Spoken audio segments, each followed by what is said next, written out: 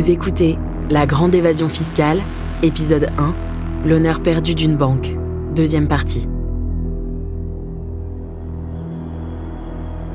Dans la vie quotidienne de Nicolas, Olivier et Stéphanie, quelque chose est en train de se briser. Quand j'ai rencontré mon avocat et que je lui ai montré un certain nombre d'éléments, il en a lâché son stylo. Et il m'a dit « Vous ne savez pas où vous avez mis les pieds ?» Donc à l'époque, j'étais d'une naïveté où je ne comprenais pas. Il m'a demandé si je prenais les transports en commun, dans Paris. Je lui ai dit oui, que je prenais le métro pour aller travailler. Il m'a demandé de ne pas trop m'approcher du quai. Mais j'ai vraiment cru que je vivais un truc de science-fiction, si vous voulez, comme on voit dans les films. Et j'ai commencé effectivement à avoir très très peur. Parce que finalement, lui m'a fait peur en me montrant à quel point le dossier était dangereux, enfin, ce sur quoi j'avais travaillé. Nous sommes en 2008. La banque va chercher à se débarrasser de nos 3 empêcheurs de tourner en rond. Olivier, qui a refusé un poste en Suisse, est licencié pour faute grave. Il a attaqué la banque devant les prud'hommes et porté plainte au pénal pour harcèlement. Se débarrasser de Nicolas va être plus difficile. Confronté à la crise des subprimes et au scandale Birkenfeld aux États-Unis, UBS France lance un plan social qui concerne 100 salariés sur 350. Elle tente d'y inclure Nicolas. Mais un auditeur interne ne peut pas, légalement, faire partie d'un plan social. Son statut le protège. La banque lui propose alors un arrangement financier, en échange de son silence. Il faudrait que je signe un papier dans lequel il y a écrit que je me suis trompé, que j'ai mal compris, que bien évidemment, tout ce que je sais et ce que j'ai révélé n'a jamais existé. Je tiens tête et je dis non, eh bien, je vais être licencié pour mensonge, bien évidemment. Donc, faute grave, avec mise à pied immédiate. Mais devant les prud'hommes, l'accusation de la banque ne tient pas. Elle est condamnée. Il est bien écrit en toutes lettres. Monsieur Forissier a été licencié pour avoir refusé de souscrire aux pratiques illicites de la banque UBS France. 2009, Nicolas n'est plus là. Il a retrouvé du travail. Pour Stéphanie, la situation se dégrade. La banque veut la licencier. L'inspectrice du travail refuse et conseille même à Stéphanie de porter plainte contre la banque pour évasion fiscale en bande organisée et blanchiment d'argent. Mais Stéphanie déclenche ainsi une guerre dont elle va faire douloureusement les frais. La banque a porté plainte contre moi pour diffamation. Je me suis retrouvée au tribunal de police à plusieurs reprises toute l'année 2010. Et j'ai vécu là un enfer, parce que déjà 2007-2008, ça n'a pas été facile. Mais à partir de l'été 2009, 2010, 2011, jusqu'au début 2012, très compliqué. Compliqué. Le mot est faible. Car elle continue à travailler pour la banque. Et en même temps, elle doit faire face aux procédures judiciaires qu'UBS a lancées contre elle. Il y avait des documents partout chez moi, des piles de documents pour que je puisse travailler avec mon avocat, pour que je puisse me défendre dans un premier temps en 2010 au tribunal de police. Et plus je relisais les documents, plus les choses me paraissaient effectivement limpides. Suite à la plainte qu'elle a déposée contre sa banque, Stéphanie est convoquée une première fois par la brigade financière. Un jour, je rentre de la banque. Je prends le bus en bas de la banque pour rentrer chez moi. Je reçois un appel sur mon téléphone masqué. Et j'entends dans le brouhaha du bus le soir, 19h, je sais pas quoi, brigade financière. Cette personne m'a donné rendez-vous à la brigade financière la semaine suivante, début février 2011, où j'ai déposé pendant plus de 4 heures. Mais quelques temps plus tard, un deuxième service officiel va la contacter, dans des conditions étranges. La douane judiciaire un jour m'appelle. Une dame m'appelle, numéro masqué, une fois de plus, me disant « J'aimerais vous rencontrer sur les Champs-Élysées ». Et je dis « Écoutez, moi, je peux difficilement, puisque je suis à Roland-Garros. » Donc c'était mai 2011.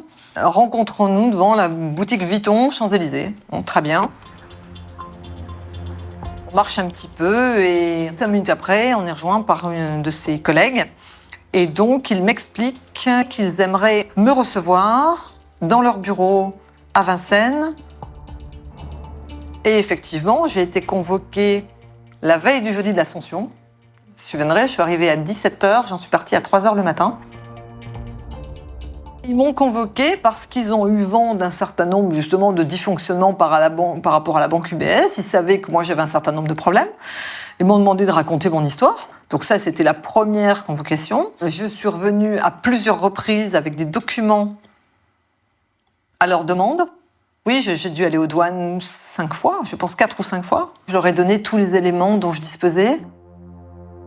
Nicolas, qui s'est porté partie civile contre la banque, est à son tour longuement interrogé. Mais bizarrement, malgré les longues dépositions, aussi bien de Stéphanie que de Nicolas, il ne se passe rien.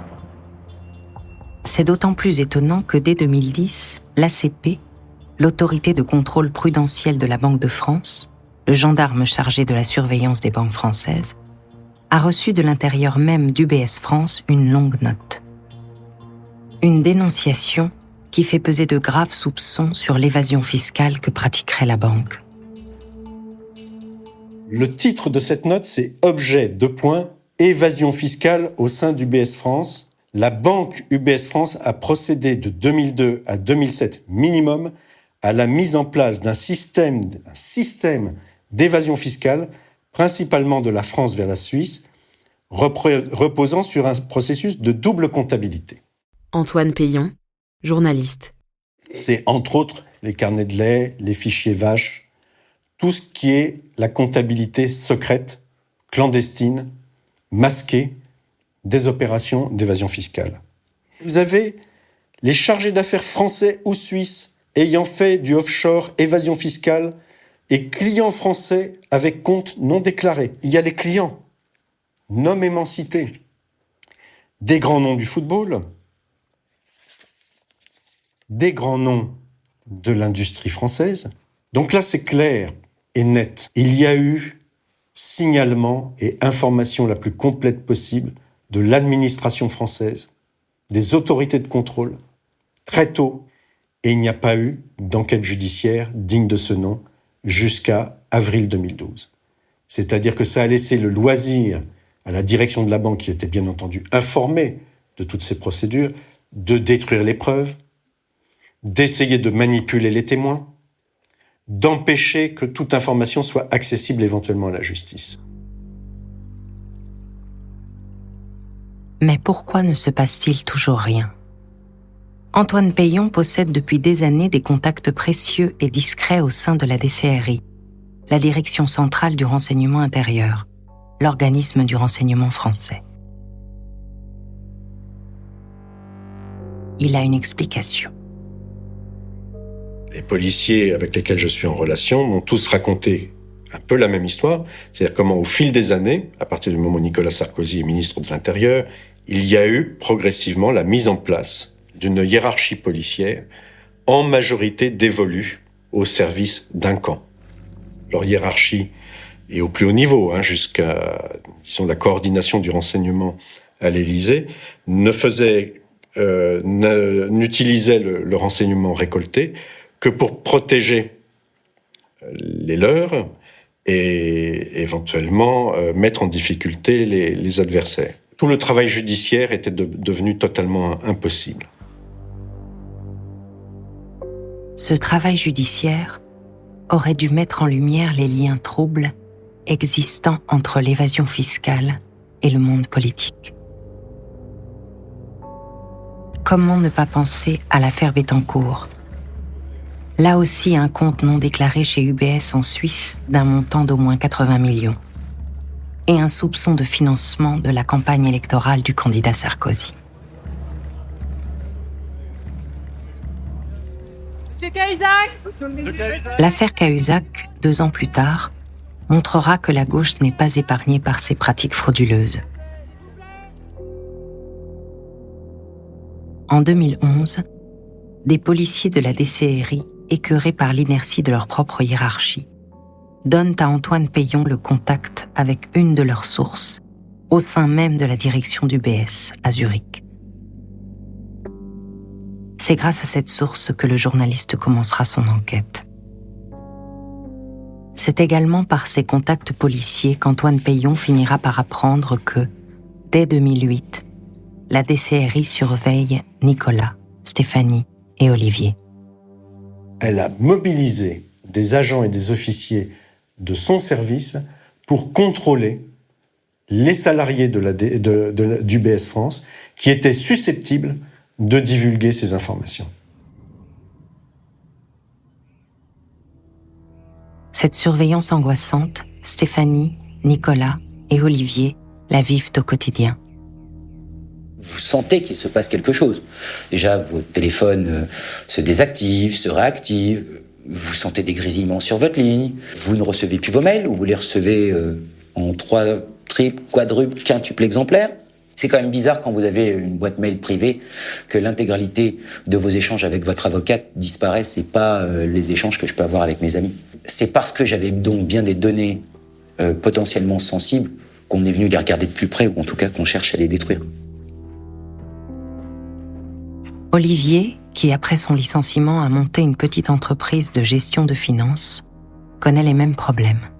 Étonnamment, dès premier semestre 2010, je me suis rendu compte que nos systèmes informatiques étaient attaqués et que mes emails professionnels arrivaient marqués lus pour certains et pas d'autres.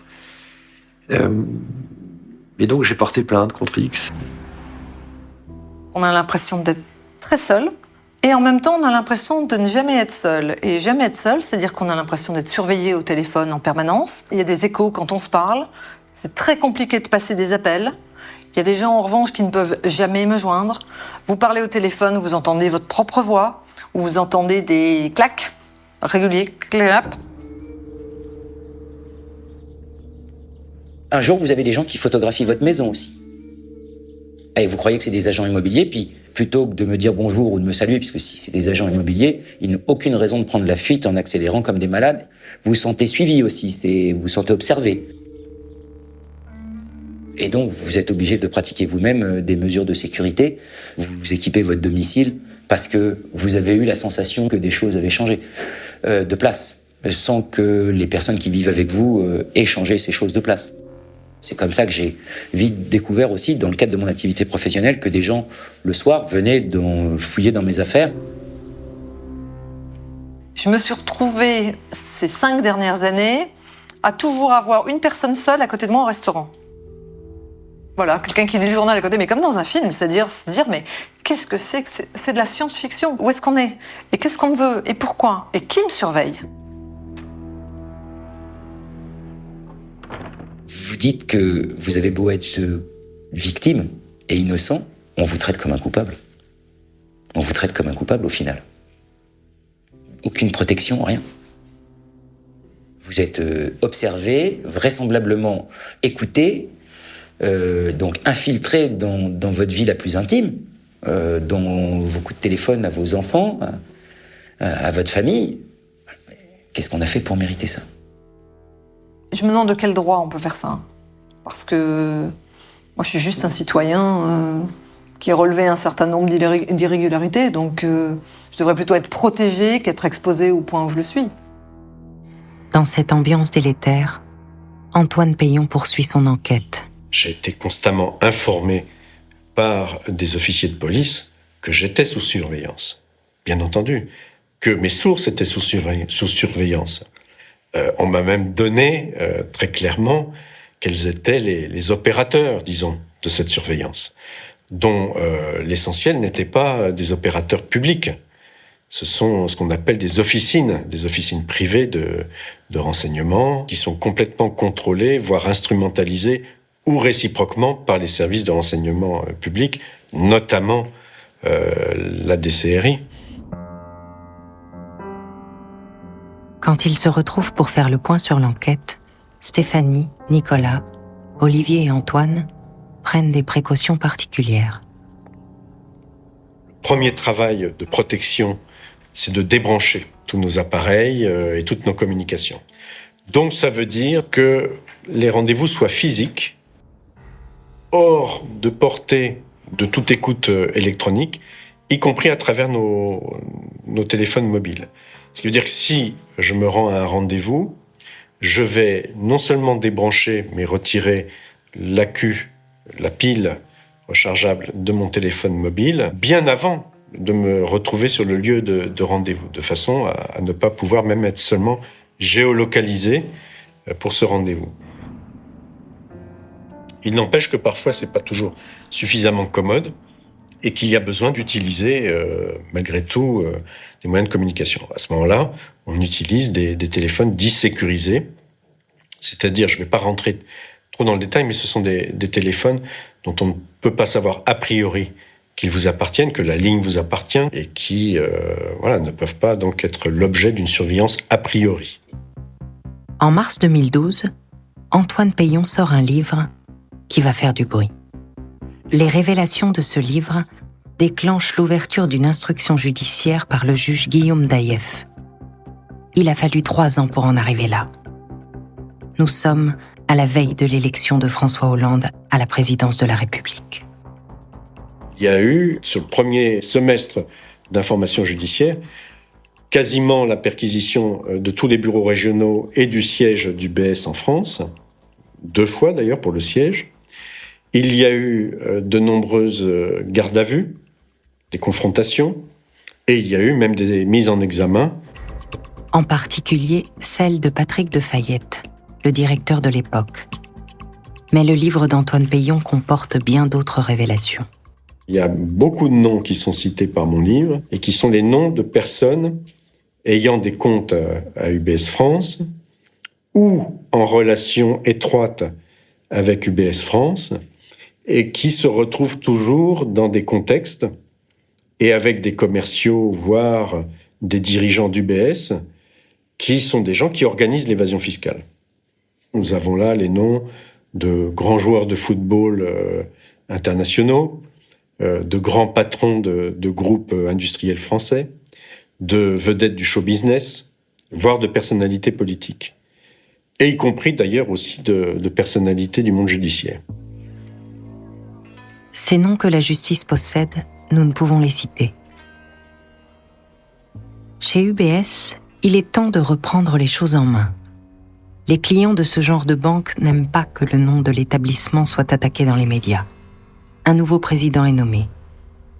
Pendant la première année, Jean-Frédéric Deleusse se refuse à toute communication publique. En février 2013, il accepte de nous recevoir au siège de la banque, boulevard Haussmann, à l'étage où, dans des petits salons, les banquiers accueillent d'ordinaire les clients. Sous l'œil attentif de son staff, il va répondre à nos questions. On a entendu l'accusation comme quoi il y avait un système assez délibéré de mise en place d'un système de fraude. Il n'y a pas eu de système de fraude mis en place pour ce que je connais, qui est UBS France. J'en ai la responsabilité directe, j'en suis le témoin et le garant. Cette maison n'a jamais abrité de système de fraude organisé. Ce qui est clair, c'est qu'il y a 3-4 salariés que nous connaissons bien, avec qui nous sommes en litige. Ils ont cru utile de dénoncer de prétendus manquements ou fraudes de la maison en utilisant des données dont ils avaient pu avoir connaissance dans leur vie professionnelle. Ce que je constate, c'est que tout ça n'est pas très fiable. La mise en cause de Nicolas, Olivier et Stéphanie est telle que nous décidons de faire écouter à Nicolas l'interview du directeur d'UBS. Il y a 3-4 salariés avec qui nous sommes en litige. Ce que je constate, c'est que tout ça n'est pas très fiable. Je rappellerai juste à M. Deleuze qu'il a 3 anciens collaborateurs qui sont mis en examen. Ces 3 anciens collaborateurs, dont un travaille toujours dans la banque, est mis en examen pour des faits extrêmement graves, alors que moi, licencié pour faute grave, pour avoir soi-disant menti, je ne le suis pas. Alors, l'accusation la plus grave, je dirais, qui a été portée contre UBS, c'était l'accusation de double comptabilité avec ces fameux carnets de lait. Qu'est-ce que vous en dites ? Alors, premièrement, il n'y a jamais eu de double comptabilité chez UBS en France, pour des raisons évidentes. Nous avons des commissaires en compte, nous avons des tas de contrôles. Il n'y a pas eu de comptabilité occulte. Les cahiers du lait, c'est quoi ? C'est méthode de calcul utilisée en fin d'année quand le responsable des banquiers de la banque faisait ses calculs de rémunération complémentaire. Ces documents n'ont pas tous été conservés comme s'ils étaient des documents officiels de comptabilité réelle. Ce ne sont pas des documents comptables, ce sont encore une fois des papiers sur lesquels on fait l'addition d'un certain nombre de mouvements d'affaires pour pouvoir reconnaître au banquier qui les a faits le bonus qu'il mérite en fin d'année. Ce que dit le président Deleuze est totalement erroné. Donc il dit il y avait un carnet du lait, mais c'était légal. Très bien, mais oui. Mais dans ces cas-là, pourquoi tenir au crayon à papier, avec un risque d'erreur sur des fichiers cahiers mal tenus, écrits, comme je vous l'ai dit, au crayon à papier, ces mouvements tout à fait légaux et transparents, alors que la banque, première banque mondiale de gestion privée, disposait à l'époque d'un outil comptable tout à fait performant, qui était un outil électronique de dernière génération capable d'enregistrer et de compenser tous les flux qui étaient référencés par la banque en France. Alors, dans la documentation qui a circulé autour d'UBS France, il y a un document sur lequel je veux donner quelques précisions qui s'appelle Sécurité, risque, gouvernance, qui est un peu surprenant quand on n'est pas du métier, où il est donné un certain nombre de précautions à prendre quand un chargé d'affaires traverse la frontière, etc., sans document, avec un numéro d'appel d'urgence. Oui. Il se trouve qu'il y a dans le monde un certain nombre de pays qui ne sont pas sûrs. Il se trouve que quand on va dans ces pays, certains pays d'Amérique du Sud, etc., et qu'on est banquier, on peut être ciblé par des kidnappings. Et il se trouve que dans ces cas-là, il vaut mieux changer de trajet, il vaut mieux changer d'hôtel, et il faut avoir un certain nombre de dispositifs de secours pour le faire. Je ne savais pas que la banque UBS France exercer dans un pays qui s'appelle la France, qui est un pays dangereux où effectivement il faut changer si souvent de taxi, d'hôtel, de compagnie aérienne. C'est vrai qu'on est à Kaboul, c'est vrai. Je ne savais pas que Paris était Kaboul, oui, j'avais oublié. Alors pour en revenir un petit peu sur l'affaire, est-ce que les chargés d'affaires suisses qui opéraient en France, d'une certaine façon, ont été poursuivis par la justice ? J'ai la responsabilité d'UBS en France, je n'ai pas la responsabilité d'UBS en Suisse. Il y a des règles très précises qui régissent le fait pour des banquiers suisses de travailler en France. En clair, ils n'ont pas le droit de démarcher un client en France. Je n'ai jamais eu connaissance de manière claire que des actes de démarchage illicite, puisque c'est la qualification juridique, aient été accomplis. Monsieur Deleuze ment dans le fait de dire il n'était pas au courant. S'il n'est pas au courant, qu'il prenne le train pour aller à Genève et qu'il aille voir ce que font ses collègues et amis suisses du département France Internationale. Il verra bien que France Internationale n'est pas un nouveau pays de la MapMonde, mais bien le pays France que des chargés d'affaires suisses viennent démarcher. Pourquoi vous n'avez pas porté plainte contre les accusateurs qui portent des accusations assez graves ? Je ne sais pas encore ce que nous ferons là-dessus. Vous vous laissez la possibilité d'éventuellement ? Nous avons la possibilité, si nous l'estimons souhaitable, de porter plainte contre eux. Nous le ferons si nous estimons que c'est notre intérêt.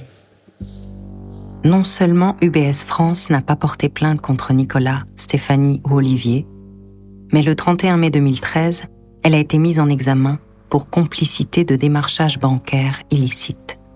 Le 25 juin, l'ACP l'a condamnée à une amende de 10 millions d'euros pour laxisme dans le contrôle de pratiques commerciales susceptibles de relever du blanchiment de fraude fiscale, la plus forte amende jamais prononcée par cet organisme. Nicolas et Olivier attendent toujours le jugement définitif des prud'hommes dans leur action contre UBS. Stéphanie, finalement licenciée en décembre 2011, a également porté plainte devant les prud'hommes. Quelques jours après avoir mis en examen la filiale française d'UBS, le juge d'Aïef va frapper encore plus fort. C'est la maison mère d'UBS à Zurich qu'il met en examen pour démarchage bancaire illicite. Zurich, au cœur de la Suisse. 27% de l'évasion fiscale mondiale y trouve encore refuge, grâce à son mythique secret bancaire. Mais ce temps-là est révolu. La descente aux enfers d'UBS ne fait que commencer. Vous venez d'écouter La Grande Évasion Fiscale. Si vous avez aimé ce podcast, vous pouvez vous abonner sur votre plateforme de podcast préférée et suivre Initial Studio sur les réseaux sociaux. La Grande Évasion Fiscale est un podcast coproduit par Initial Studio et Nilaya Productions, adapté du documentaire audiovisuel éponyme, produit par Nilaya Productions, avec la participation de France Télévisions. Un film écrit et réalisé par Patrick Banquet. Production exécutive du podcast, Initial Studio. Production éditoriale, Sarah Koskiewicz et Cypriane Ligère. Montage, Victor Benamou, avec la voix d'Alix Martineau.